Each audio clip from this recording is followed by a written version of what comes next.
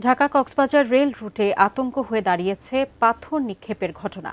চলমান ট্রেন লক্ষ্য করে ছোড়া হচ্ছে পাথর। গত এক বছরে আহত হয়েছেন পর্যটক, রেলের কর্মচারী সহ অন্তত ১২ জন। উদ্বিগ্ন রেল কর্মীরা, নির্বিকার রেলওয়ে নিরাপত্তা বাহিনী। কামরুল হাসানের ক্যামেরায় বিস্তারিত জানাচ্ছেন আমাদের কক্সবাজার প্রতিনিধি অর্পণ বড়ুয়া। গত সোমবার ঢাকার উদ্দেশ্যে কক্সবাজার রেল স্টেশন ছেড়ে আসে ঢাকাগামী পর্যটক এক্সপ্রেস। রাত ৮টা ১৫ দিকে চকরিয়ার ডুলাহাজারা স্টেশনের অদূরে ট্রেনটি লক্ষ্য করে পাথর ছুড়ে দুর্বৃত্তরা। তার আঘাতে গুরুতর আহত হন ট্রেনটির বেডিং পোর্টার সাবের আহমদ। এ ঘটনা কক্সবাজার ঢাকা রেল রুটে নতুন নয়।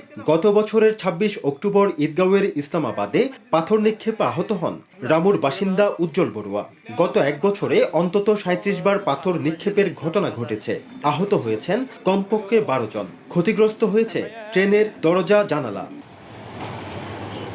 কক্সবাজারের চকরিয়া, রামু ও ঈদগাঁও সহ আশপাশের এলাকায় একাধিকবার এমন পাথর নিক্ষেপের ঘটনায় আহত অনেকেই। উদ্বিগ্ন সাধারণ যাত্রী এবং কক্সবাজার ভ্রমণে পর্যটকরা। তো একটা পাথর অলরেডি পড়ছে, বাট সেই পাথরটা নিচে পড়ছে, শব্দ হয়েছে জোরে, কিন্তু গ্লাসে পড়ে নাই বা জানালাও খোলা ছিল না। এটা অবভিয়াসলি খুব খারাপ। আগে তো আমরা দেখতাম যে ওই কুমিল্লা অঞ্চলে এই ব্যাপারটা ঘটতো। এখন চিটাগাংয়ের পর থেকে লোহাগাড়া পর্যন্ত এই জায়গাটাতে পাথর নিক্ষেপ করা হয়। পাথর নিক্ষেপকারীদের এমন অশুভ তৎপরতায় অসহায় বোধ করছেন রেলের কর্মকর্তারাও। নিজেরাই আতঙ্ক নিয়ে পরিচালনা করছেন দীর্ঘ যাত্রার ট্রেন। এই সামাজিক ব্যাধি নিরাময়ে প্রয়োজন সচেতনতা। মানসিকভাবে খুব আমরা বিপদস্ত হই যে কখন পাথরটা মারে আমাদেরকে।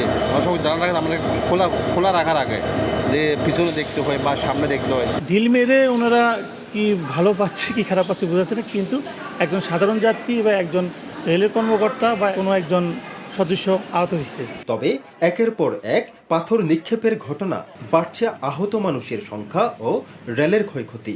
সবচেয়ে বেশি বাড়ছে নিরাপত্তাহীনতা বোধ। অথচ কক্সবাজার রেল স্টেশনে কর্মরত রেলওয়ে নিরাপত্তা বাহিনীর পক্ষ থেকে দৃশ্যমান কোনো পদক্ষেপ নেই। অর্পণ বড়ুয়া, এটিএন নিউজ, কক্সবাজার।